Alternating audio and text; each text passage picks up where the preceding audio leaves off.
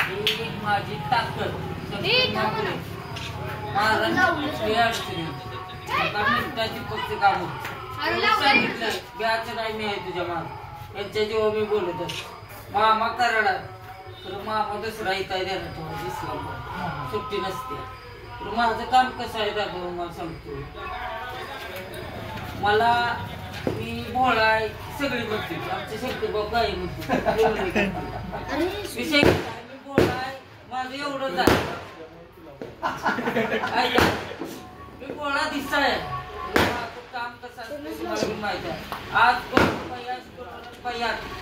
जी मी निवेदन काढले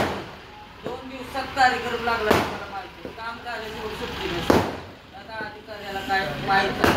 पण काय करेल काय सांगते एवढंच सांगतो